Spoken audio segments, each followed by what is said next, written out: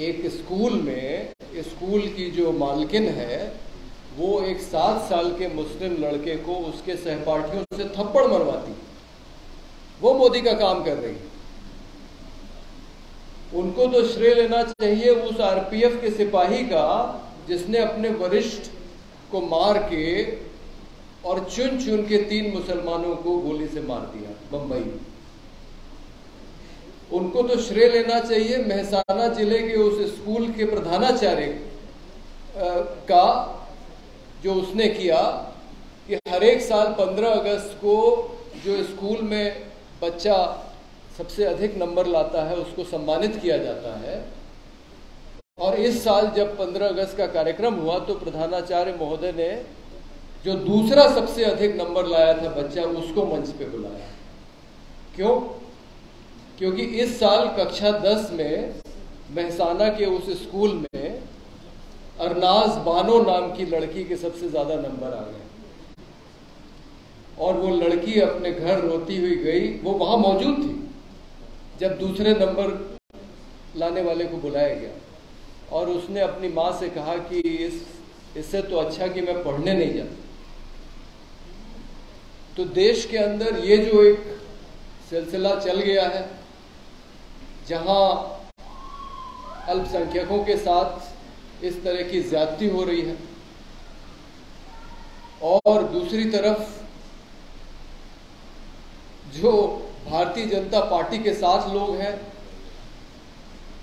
अगर आपका नाम बृजभूषण शरण सिंह है, अगर आपका नाम अजय मिश्रा टेनी है और अभी अभी हाल में एक और दंपत्ति को जेल से छोड़ने का निर्णय हुआ, अमरमणि त्रिपाठी और उनकी पत्नी जो एक मधुमिता शुक्ला नाम की कवित्री के हत्या में जेल में बंद थी।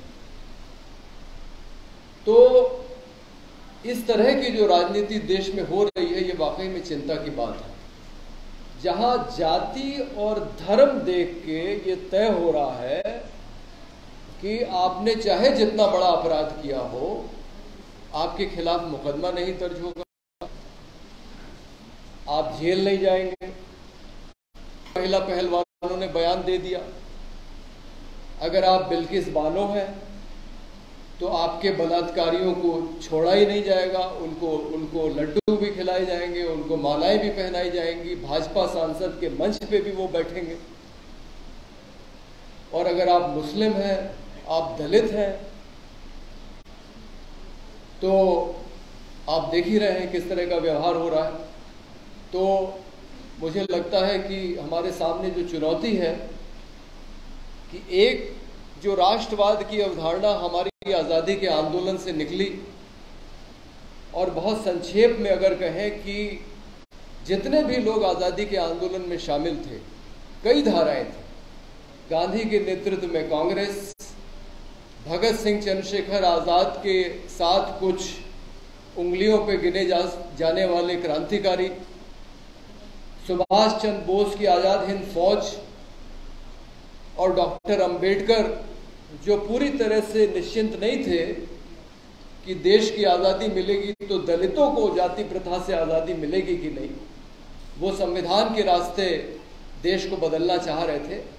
अगर देखा जाए तो ये सारे लोग जो देश को आज़ाद कराने की मुहिम में लगे थे, और उसमें हम आदिवासियों को भी शामिल कर लें, क्योंकि जब मैंने अपनी स्कूल की किताब में आज़ादी की लड़ाई का पाठ पढ़ा तो उसमें आदिवासी गायब थे।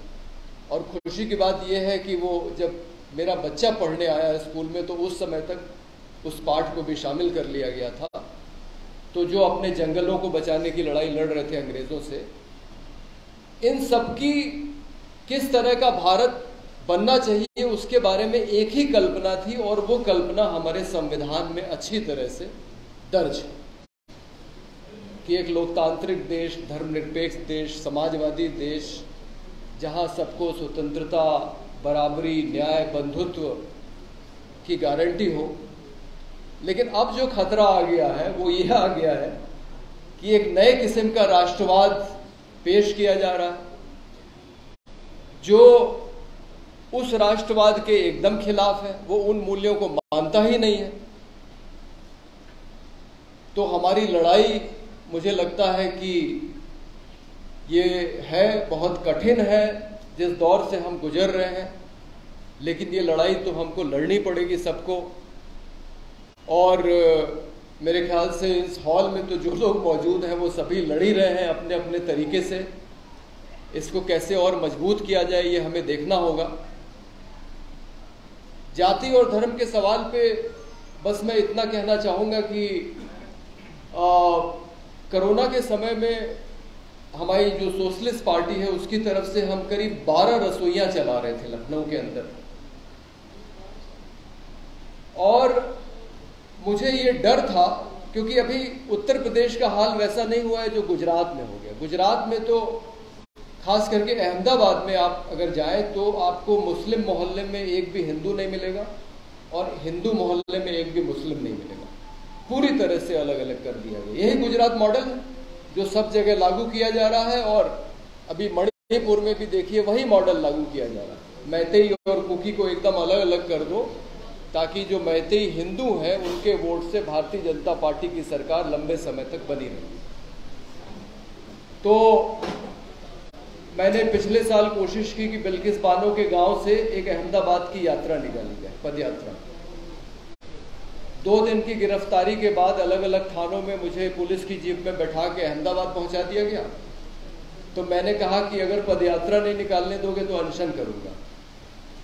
तो अनशन की अनुमति अहमदाबाद में नहीं मिली। किसी ने कहा कि वहां चले जाओ, गांधीनगर में एक धरना स्थल है जिसका नाम है सत्याग्रह छावनी, तो वहां चले जाओ। मुझे लगा जंतर मंतर की तरह कोई जगह होगी, वहां धरने हो रहे होंगे, मैं भी चला जाता। वहां जाके देखा तो कोई धरना नहीं चल रहा था। कुछ लोग झुग्गी लगा के रह रहे थे और कुछ लोग ठेले वेले पे सामान बेच रहे थे। तो मैं असमंजस में पड़ गया। खैर मैं बैठ गया अपना बैनर वैनर लगा के। इंटेलिजेंस वाले आए, बोले कि परमिशन ली है आपने? मैंने कहा ये तो धरना स्थल है ना। बोले नहीं नहीं, परमिशन लेनी पड़ेगी।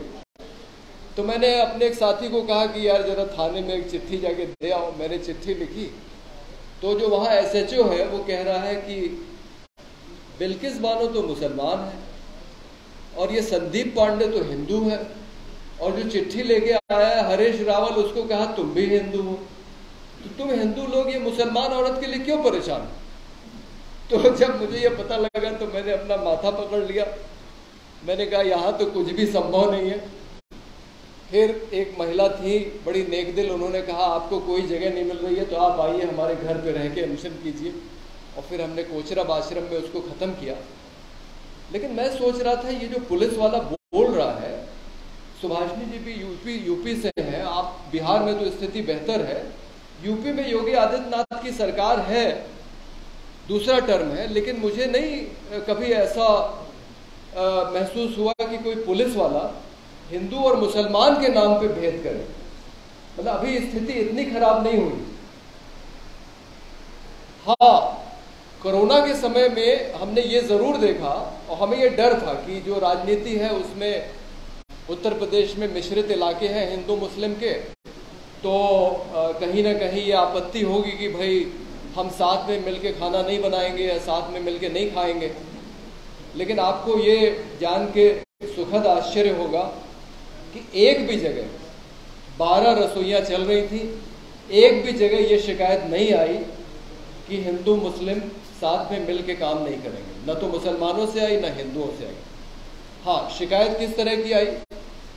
एक हमारी कार्यकर्ती है जीनत, उसने कहा देखिए मैं खाना तो बना दूंगी, लेकिन ये जो पत्थर का काम करने वाले नट बिरादरी के जो अनुसूचित जाति के लोग हैं, इनको मैं बर्तन में हाथ नहीं लगाने दूंगी अपने। और एक गांव था गोसाईगंज करके एक जगह है, वहां पे एक अनुसूचित जाति कि यही नट बिरादरी के लोग खाना बना रहे थे। उस गांव में कुछ मुस्लिम परिवार थे, वो साथ में आने को बैठ के खाने को तैयार नहीं थे। तो वो जो गुड्डी नाम की महिला जो रसोई का संचालन कर रही थी, उसने इतना समझदारी से काम लिया कि उसने कहा कि ठीक है, हम आपका कच्चा माल आपके घर भिजवा देंगे, आप बना के वहीं पे खा लीजिए। तो मेरा कहने का मतलब कि जो देश को धर्म के आधार पर बांटने की कोशिश की जा रही है, गुजरात को छोड़ के मेरा अभी बहुत बुरा अनुभव नहीं आया है कि वो बांटने में सफल हो रहे हैं। जमीनी स्तर पे अभी लोग एक हैं। जाति की बीमारी पुरानी है, इसीलिए अली अनवर साहब वो लड़ाई लड़ रहे हैं। तो ये लड़ाइयां दोनों ही हमको लड़नी है। एक जो चिंताजनक बात हो रही है, मैं तो ज़्यादा पढ़ता लिखता नहीं हूँ, मेरी पत्नी वो काम करती हैं, इनकी साथी हैं सुभाषिनी जी की, तो मुझे बता रही थी कि पिछले विधानसभा चुनाव में 8% मुसलमानों ने भाजपा को वोट दिया। तो मैं भी मानने को तैयार नहीं था, लेकिन एक अनुभव मेरे साथ हुआ है जो मैं आपके साथ साझा करना चाहता हूं, और जो खतरे की बात है। सोशलिस्ट पार्टी से लखनऊ उत्तर सीट से जो उम्मीदवार थी, उनका नाम था रानी सिद्दीकी। उनके लिए जाहिर है हम प्रचार कर रहे थे। उसी इलाके में एक मड़ियाओं नाम की जगह है, वहां हमारी साथी रजिया, उसको हम लेके जाते थे प्रचार के लिए। एक दिन उसके घर पे कांग्रेस का झंडा लगा था, तो रानी ने कहा देखिए भैया जी ये कांग्रेस को वोट देगी। तो मैंने रजिया से पूछा कि रजिया ये क्या है? तो बोली अरे भैया जी आपको मालूम है आके लगा जाते हैं, अब मैं क्या करूं। तो हमारा प्रचार करवाती रही। आखिरी दिन मैंने कहा कि रजिया 500 रुपये ले लो, पूरे दिन बैठना और जितने लोग आए सोशलिस्ट पार्टी के सबसे वोट डलवा देना। परिणाम आया, एक भी वोट नहीं उसके बूथ से। तो मैंने रजिया से पूछा रजिया ये बताओ कि एक भी वोट नहीं आया यहाँ से, हम लोगों ने इतना प्रचार किया। बोले अरे भैया जी इस बार सबने समाजवादी पार्टी को दे दिया भाजपा को हराने के लिए। तो मैंने कहा चलो ठीक है भाई, ये तर्क तो ठीक है, अगर मुस्लिम समुदाय ने भाजपा को हराने के लिए समाजवादी पार्टी को वोट दिया है तो ठीक ही है, वही हरा सकते थे, हम कहाँ हरा सकते थे। फिर थोड़ी देर बाद मुझे ध्यान आया कि एक भी वोट नहीं, मतलब रजिया का वोट भी नहीं पड़ा। तो मैंने रजिया से कहा रजिया ये बताओ तुम्हारा वोट कहाँ गया? बोली भैया जी सही बताया, इस बार मैंने भाजपा को वोट दे दिया। तो मैंने अपना माथा पकड़ लिया, मैंने कहा ये बताओ वो भाजपा ने तुम्हारे लिए क्या किया? तो बोले किया तो कुछ नहीं, किया तो जो आपने किया, कभी बच्चे की फीस दे दी, और वो पूजा शुक्ला जो समाजवादी पार्टी की उम्मीदवार थी उसने मेरी बेटी की शादी में 11,000 रुपए दिए, लेकिन वोट मैंने भाजपा को दे दिया। तो ये बड़ी चिंता की बात है। एक हमारे मित्र हैं बलिया के, हुदा साहब, बरेली में फिजियोथेरेपिस्ट हैं। एक दिन मैंने फ़ोन कहा हुदा साहब बहुत दिन से मुलाकात नहीं हुई। बोले अरे आजकल मैं भाजपा का वो अल्पसंख्यक मोर्चा का वो बन गया हूँ। मैंने कहा अरे आप क्या कर रहे हैं? बोले नहीं हम लोगों को काम दिया गया है कि जितने सूफी मुसलमान हैं उनके बीच में जाके हमको भाजपा की बातें बतानी है। तो ये सब जो हो रहा है थोड़ा इसके हम लोग को